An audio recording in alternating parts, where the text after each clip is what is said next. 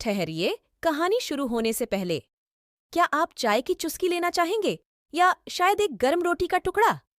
कहानी सुनने के लिए आराम होना जरूरी है ताकि आप पूरी तरह से डूब सकें। एक बार की बात है, पहाड़ों के आंचल में बसा था एक छोटा सा गांव, जहां हवा में खुशबू घुली रहती थी और नदी का संगीत सुनाई देता था।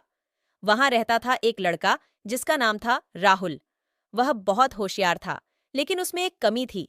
वह बहुत जल्दबाजी में काम करता था। एक दिन जंगल में खेलते हुए राहुल को पेड़ के नीचे एक चमचमाता पत्थर मिला।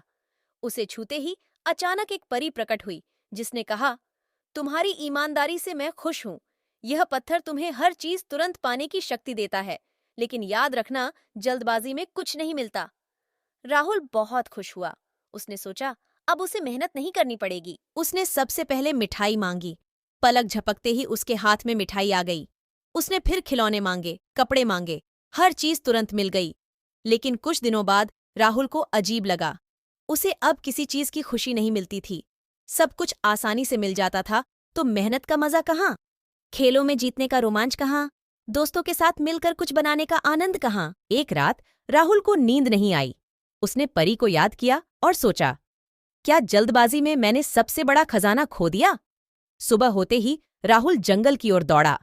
उसने परी को ढूंढा और अपनी गलती मान ली।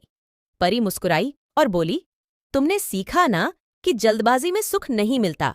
पत्थर की शक्ति वापस ले लेती हूँ, पर तुम्हारे पास अब कुछ बेहतर है, सीख और अनुभव। पत्थर गायब हो गया, लेकिन राहुल को अब डर नहीं लगा। उसने मेहनत करना शुरू किया, दोस्तों के साथ खेला, चीजें बनाई और हर छोटी उपलब्धि का जश्न मनाया। धीरे धीरे उसे सच्ची खुशी मिलने लगी। तो दोस्तों, राहुल की कहानी से क्या सीख मिली? क्या जल्दबाजी में खुशी मिलती है या मेहनत और धैर्य से? आप क्या सोचते हैं? इधर थोड़ा रुकिए, अपनी राय हमें कमेंट्स में जरूर बताइए। आप इस कहानी से क्या सीखे? क्या आपने कभी जल्दबाजी की गलती की है? कहानी अभी खत्म नहीं हुई है, लेकिन अगले भाग के लिए हमें थोड़ा इंतजार करना होगा। आप अगले हफ्ते इसी समय वापस आइएगा, तब हम राहुल के नए रोमांच के बारे में सुनेंगे। तब तक खुश रहिए और मेहनत करते रहिए।